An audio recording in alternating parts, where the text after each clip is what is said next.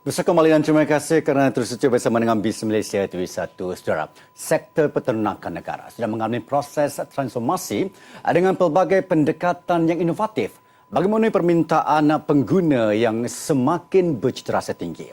Menyedari hakikat ini, inovasi bidang peternakan telah membawa kepada penerokan idea kreatif kepada syarikat Perfect Agro Malaysia yang berhad bagi memperluaskan penghasilan dan pemprosesan produk berasaskan peternakan kambing dan biri-biri.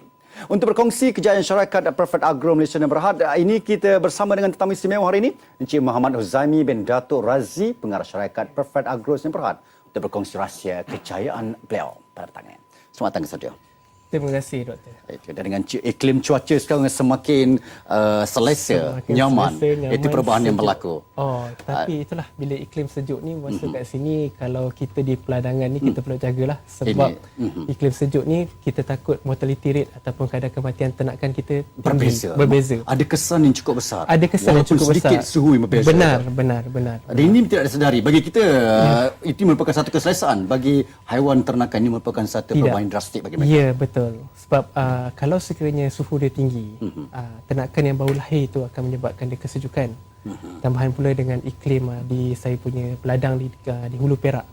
So dia punya kadar suhu dia agak rendah sebelum ni. Kalau rendah lagi masuk kat sini, saya bimbang kalau sekiranya kadar mortaliti kematian ternakan kami agak tinggi sikit. Memperlihatkan kepakaran Encik Huzaimi dalam menjawab. Itu soalan pertama saya sebenarnya, untuk melihat bagaimana seorang yang lawyer, seorang peguam boleh bertukar menjadi seorang yang pakar penternakan. Ternyata dia memang bakat bola itu ada di situ. Digilap oleh ayahanda agaknya. Benar. Saya dapati memang kalau kita tiada mentor, kita agak tercicir. Tetapi Alhamdulillah saya mempunyai mentor yang baik.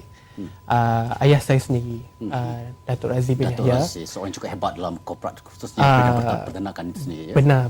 Dialah yang telah menyebab orang individu yang bertanggungjawab untuk menukarkan switch bidang guaman saya kepada bidang peternakan kambing dan juga biri ini.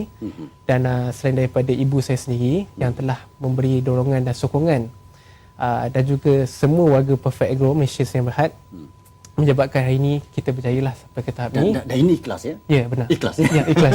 Bukan ada paksa. Berarti sudah ada perasaan untuk mencuburi bidang ini daripada dulu? Sebenarnya kalau dah kata terus ada tu, rasa macam sebenarnya terkejut juga. Sebab saya study undang-undang 7 tahun. Kemudian call to the bar. Betul. Tahun 2007 sempat buka firm sampai sehingga tahun 2010.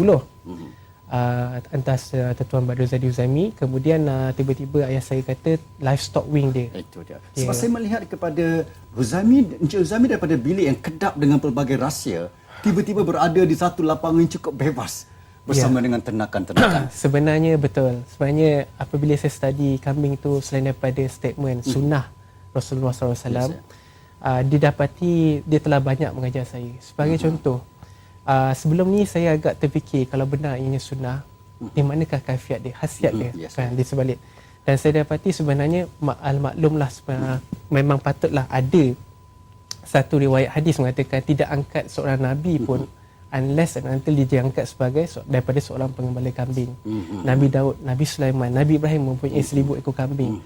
Nabi Muhammad SAW kita sendiri memperkenalkan domba, sehinggalah konsep franchise ataupun licensing tu sebenarnya telah pun diperkenal rujukkan oleh Nabi Muhammad SAW. Dan ini semua memotivasikan diri untuk mencuburi bidang pertanian ini sendiri. Tidak menyesal. Tidak menyesal kerana saya daripada sekecil-kecil benda mikroekonomi sehinggalah kepada makroekonomi telah mengajar saya daripada kambing. Dan cerita sebegini kita boleh anggapkan sebagai sebuah drama kalau kita dengarkan. Tapi ini kenyataan. Benar, bagaimana untuk menukarkan satu kejayaan yang cukup established, kita katakan, yang cukup stabil kepada satu kejayaan yang berisiko tinggi, khususnya bidang pertanian atau peternakan itu sendiri. Apakah faktor yang membawa kepada terfikirnya untuk berubah itu sendiri? Satu soalan saya, apabila saya terfikir berapakah harga Nabi menjual kambing pada zaman dia 1400 tahun dahulu. Apabila saya buat kajian, yang sebenarnya Nabi Muhammad SAW tu dia telah menjual kambing dia pada kadar ada harga 1 dinar. 1 ekor. 1 ekor. Apabila dikonvertkan ataupun kita terbalikkan kepada ringgit Malaysia sekarang ni, 1 dinar bersama dengan 4.25 gram emas. 916. Kita convert hari ni lebih kurang dalam RM770 Malaysia. So tak lari dah banyak daripada kambing, harga kambing yang pada hari ini kita beli. So dari situ saya dapati sebenarnya apakah keistimewaan dinar ni menyebabkan dia kalis inflasi.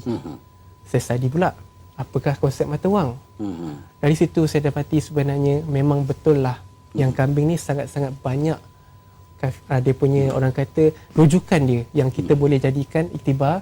Sebagai contoh, kalau kita membeli kambing, kita dah diajar untuk kita lepas subuh kita tengok kambing. Sebab kambing dia beranak tak tentu. Kan, lepas tu kita nak jaga. So kita punya rutin harian, kita punya rutin harian tak seperti mana yang kita semua alami sekarang. Sebagai contoh, saya sendiri tak dapat lari lagi daripada rutin harian seperti itu. Yang mana pagi saya bangun lepas subuh, saya berlumba-lumba untuk pergi ke highway. Kita menempuh jam. So menyebabkan saya terfikir, adakah sistem ni yang mana satu dunia praktiskannya, adakah kehidupan kita ni memang disetkan sebegitu? Adakah normal? Kan? So saya sebelum ni jadi peguam, saya bawa kes sebagai contohnya pergi ke mahkamah dan sebagainya. Kita kita ambil masalah untuk kita selesaikan. So saya terkejar-kejar. Adakah dunia yang terkejar-kejar ni semua orang disetkan sebenarnya? Tapi kambing tidak. Apabila kita mengelola kambing, tidak. Dia bila kita bangun pagi subuh, lepas tu kita tengok kambing, lepas tu bila dah lepas orang kata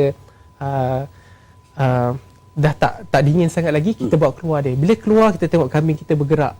So kita tengok kebersamaan Allah Subhanahu Wa Taala. Ini saya menampakkan seperti satu perkara yang cukup menarik, di mana seorang anak muda berjiwa tinggi seperti Encik Huzaimi, dan saya rasa Datuk Razi tidak salah meletakkan Huzaimi sebagai pengarah urusan sekarang ini untuk mentadbir masyarakat yang cukup sempurna, cukup mantap dengan track record yang cukup gemilang dalam bidang peternakan itu sendiri.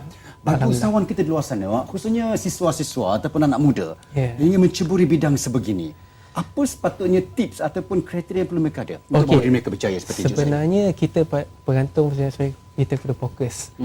Before kita dapat fokus tu, kita perlu, yang paling penting kita kena cinta bidang yang kita buat.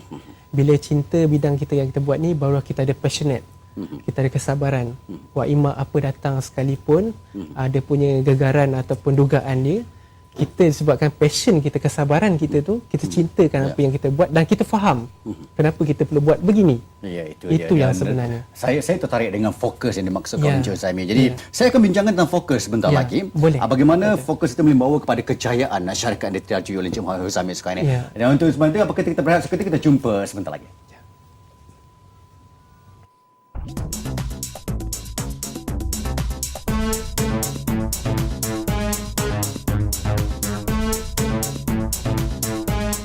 Produk kita berada daripada kecil-kecil 250,000 sehingga 120 juta.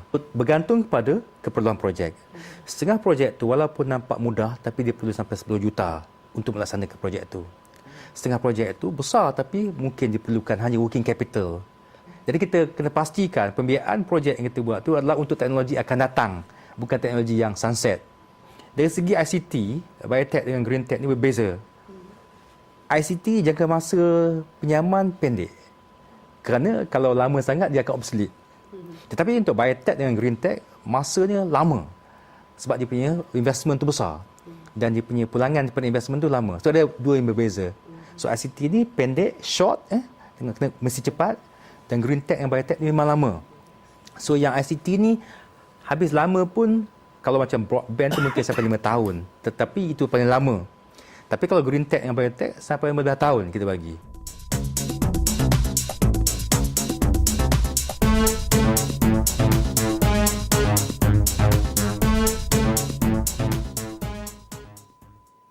Bersama kembali dan terima kasih kerana sudah terus setia bersama dengan saya di BIS Malaysia. Dan saya Ghazali akan bersama dengan anda. Kita bersama di studio pada petang ini. Dalam Bual BIS dengan Encik Muhammad Huzaimi bin Datuk Razi, pengarah syarikat Perfect Agros yang Berhad, merupakan antara generasi baru yang meneroka bidang perniagaan usahawan sebagai satu bidang baru untuk meneroka satu perkara yang saya rasa memerlukan cabaran dan juga kesungguhan cukup tinggi. Bercakap tentang fokus. Fokus, ya. Cik Huzaimi mengatakan fokus. Fokus membawa kepada kejayaan. Fokus tanpa bantuan persekitaran. Ya. Itu soalan saya. Adakah boleh membantu untuk membina kejayaan sebuah usahawan itu sendiri? Sebenarnya bantuan tu adalah datang pada saya, pengalaman saya sendiri.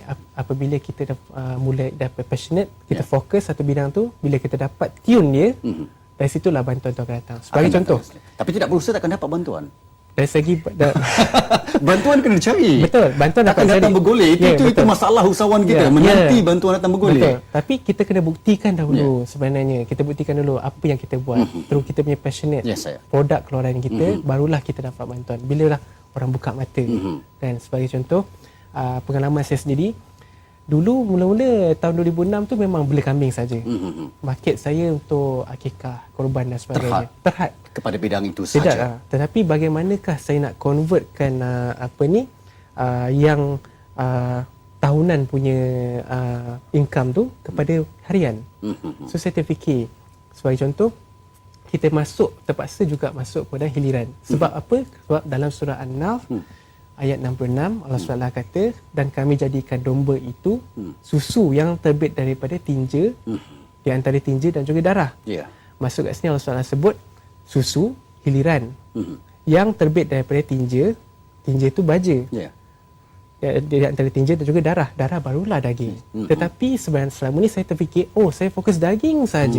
Apa yang kita nampak? Yes, apa yang kita nampak saja. So dari situ ayat 80 juga mengatakan kami jadikan binatang domba itu untuk kita jadikan sebagai kemah dan juga baju. Bermaksud kata, kalau kita fokus hiliran, kita dapat pendapatan harian, kita dapat juga baja, kita dapat juga tinja, kita dapat juga daging dan juga dapat kulit. Surah An-Nahl ayat 66 dan juga ayat 80, satu benda yang telah manifestasi menukar saya, sehingga saya Prophet Agro telah memperkenalkan produk kambing, burger kambing dan juga frankfurter kambing. Yang sebenarnya kambing ni masyarakat Malaysia dia terkhilaf lah, boleh kata, tersilap Ada perception. mitos di situ. Ya, mitos Mengatakan di situ. makan kambing ni akan keluar asap. Itu betul? Betul. Tak nak kata betul tu. Dia macam ni doktor. Dia sebenarnya yang kita makan pening, darah tinggi itu sebenarnya adalah kita makan daging mutton. Daging mutton tu adalah daging biri-biri yang berusia 12 bulan ke atas. Itu yang diimport sebenarnya. Ya, betul. Tidak ada produk tempatan yang mampu diperluaskan pasarannya. Ya, betul. Dan Encik Huzaimi di sini untuk memperkenalkan produk tempatan. Produk tempatan yang mana sebenarnya daging kambing ni sebenarnya dijadikan heart terapi, makanan untuk heart terapi kepada pesakit jantung di Amerika. Itu dia. Jadi tidak salah mengkaji ayat suci Al-Quran ini ke dalam bentuk perniagaan itu sendiri. Benar. Menukarkan Benar, falsafah betul. yang terkandung itu sendiri. Itu yang Dan saya itu yang kata, diamalkan. passion yang ada di situ. Yes. Dan saya mendengar hasil ternakan itu bukan terhad kepada penjualan daging-daging semata-mata. Betul. Ditukar kepada bentuk pembuatan burger. Lepas saya terbitkan burger dan bentuk jenama Kambes, Prophet Agro ni, Kambes, lepas tu kami pasarkan pula di Pasaraya Maidin. Ya. Lepas tu dan dibantu dua agensi kerajaan seperti Pharma dan sebagainya. Sebagai contoh, antara bantuan tu datang kemudian lepas kita terbitkan perkara ini. Sebagai contoh, yang paling nyata hari ini, saya berdiri dekat sini because of bantuan agensi Pharma. Bantuan yang ada daripada Pharma dan Pharma dan MOA, KKLW dan lain. semua. Yes. Maidin. Yes, betul, itu antara jenama-jenama yang cukup gah. Yang cukup gah. Membantu kita dalam perniagaan. Membantu. Tapi saya ada satu soalan di sini. Ya, boleh. Bukan semudah itu sebenarnya. Bercakap agak mudah bunyinya sebenarnya kan, daripada daging kambing kita tukar kepada bentuk burger, bentuk sausage dan sebagainya. Benar. Tapi mungkin Cik Kamal perlu, Encik Huzaimi ada satu pendekatan R&D dan sebagainya. Betul. Masa waktu saya nak buat tu, saya fokus kambing, lepas tu saya tengok barbecue kambing. Orang kata, masyarakat Malaysia kata dia makan kambing pening, tapi saya tengok kalau pergi event ke, daging kambing lah yang habis dulu selepas sate. Ya. After that baru sate. Berarti permintaan itu ada.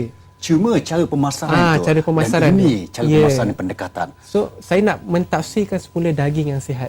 Dari Perfect Agro Malaysia ni, dia nak mentafsirkan semula daging yang sihat.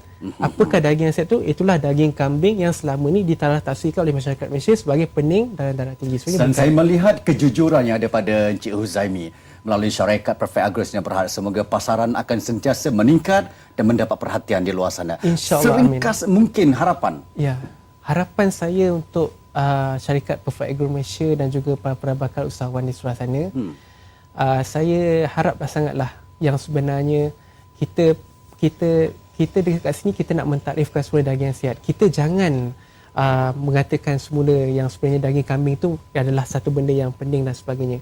Apabila kita sunnah Nabi tu mesti banyak manfaat. Ada satu manfaat di sebaliknya. betul. Itu yang kita perlu pegangkan. Benar. Terima kasih Encik Zaimi atas perkongsian petang ini dan terima kasih kepada syarikat Perfect Agro Sdn Bhd. Teruskan Sama-sama. dalam mengeluarkan produk-produk yang berkualiti tinggi. InsyaAllah, Dan kita doakan amin. semoga terus berjaya dan sukses. Amin, Terima kasih ya. Puan. Dan saudara setakat ini saja Bismillah untuk petang ini. Teruskan menonton rancangan Menarik TV 1. Kita jumpa lagi. Salam bahagia, salam hormat, salam satu Malaysia untuk anda. Jumpa lagi.